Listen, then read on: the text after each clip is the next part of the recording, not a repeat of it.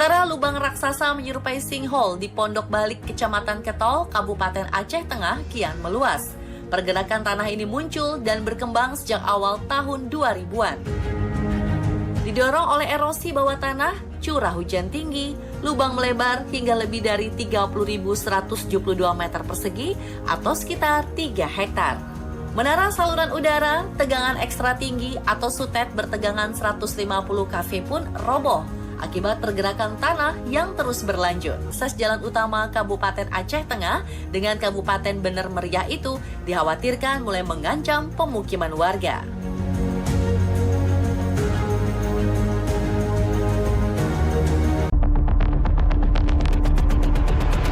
Siapa sangka berpamitan pergi ke kamar mandi sebentar justru jadi salam perpisahan Ibu Enok kepada anak-anaknya. Ada tuh lagi pada di atas gitu kan. Nah katanya si mama tuh bilang mau ke air.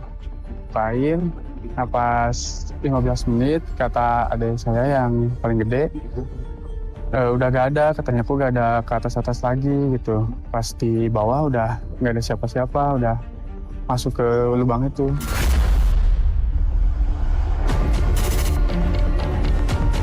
Warga sekitar pun tak menyangka kejadiannya begitu cepat, hanya menyisakan kekhawatiran dan juga penuh harap Ibu Enok segera ditemukan. Soalnya gede itu. Segala di gitu.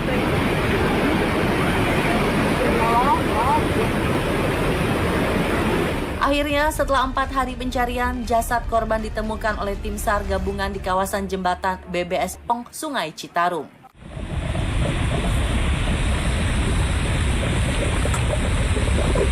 Bos, saya tali bos.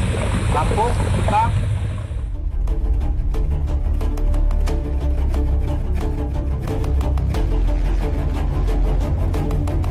Kasus yang dialami Ibu Enok adalah sebagian dari fenomena tanah bergerak atau fenomena geologis, pergeseran massa tanah atau batuan dari posisi semula. Biasanya proses ini terjadi secara perlahan ataupun tiba-tiba berupa longsor atau likuifaksi. Faktor pendukung tanah bergerak sendiri biasanya karena adanya curah hujan tinggi ataupun gempa. Tak jarang fenomena ini merusak infrastruktur seperti kasus yang terjadi di Tegal sejak awal Februari 2026 lalu.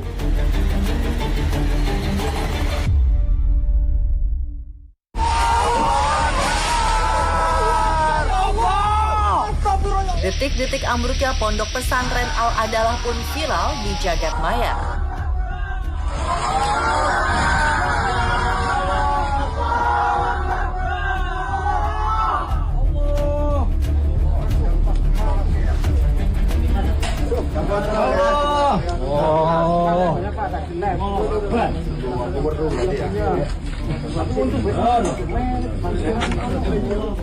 Sekitar 526 santri dan staf pondok pesantren Al-Adalah pun mulai dievakuasi sejak 3 Februari lalu.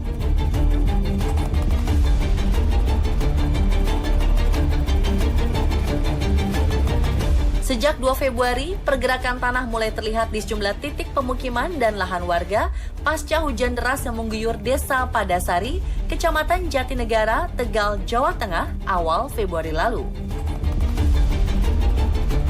Hingga Jumat 6 Februari dini hari, fenomena tanah bergerak mencapai puncaknya dan menyebabkan sejumlah bangunan di area pondok pesantren Al-Adalah retak hingga roboh.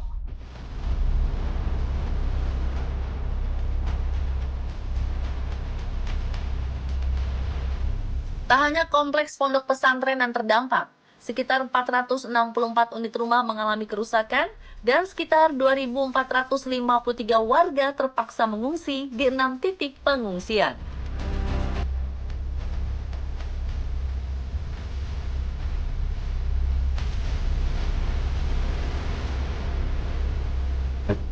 Tidak memungkinkan lagi untuk dibangun kembali. Karena pada saat saya ke sana ini tanahnya masih bergerak dan terus bergerak.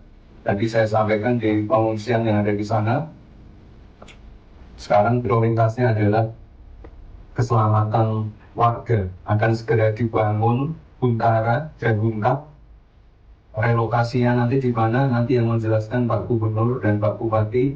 Yang jelas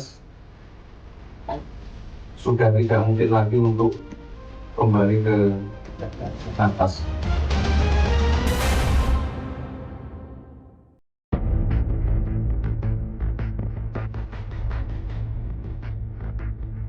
Tanah bergerak juga sudah dirasakan warga Kampung Sekip, Kelurahan Jangli, Kecamatan Tembalang, Kota Semarang dalam sebulan terakhir hingga mencapai puncaknya sekitar awal Februari lalu.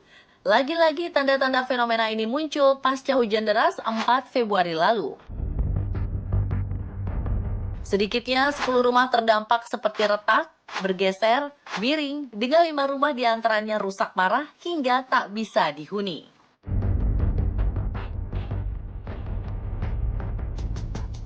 Beberapa ruas jalan juga terlihat bergelombang, retakan memanjang, dan melengkung. Kontur tanah yang semula landai kini berubah menjadi patahan terbuka. Takutnya kalau tiba-tiba tanah langsung jalan, itu rumah itu roboh.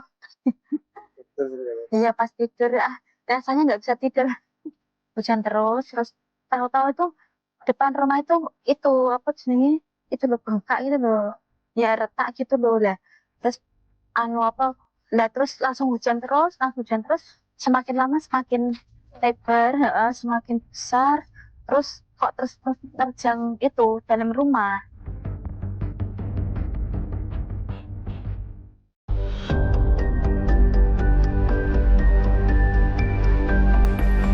Kejadian serupa juga dialami sebelumnya oleh warga desa Pasir Langu, Kecamatan Cisarua, yang ada di kaki Gunung Burangrang, Jawa Barat, 24 Januari 2026 lalu. Ini rumah yang tersisa. Kita lihat sebelah sini dulunya rapat, tempat tinggal para warga, banyak penduduk di sini. Tempat masak. Ini dulunya tempat tidur, tempat mandi. Kita bisa lihat ya, bagaimana dahsyatnya longsor menghantam hingga motor warga pun jadi seperti ini, teman-teman.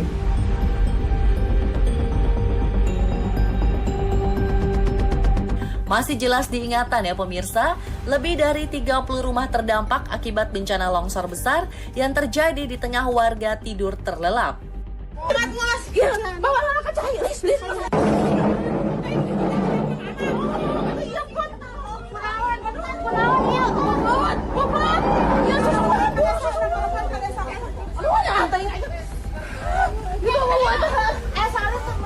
Namun dalam beberapa hari berselang, longsor susulan pun terjadi diwarnai tanah bergerak dan sejumlah bangunan roboh.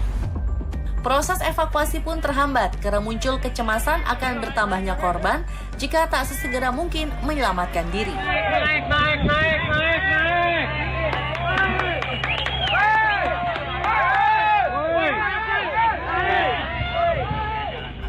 Pemicu utama tanah bergerak hingga longsor susulan sendiri adalah kombinasi curah hujan ekstrim yang menjenuhkan tanah, morfologi lereng terjal 30 hingga 40 derajat, dan tanah pelapukan vulkanik tebal lebih dari 10 hingga 15 meter.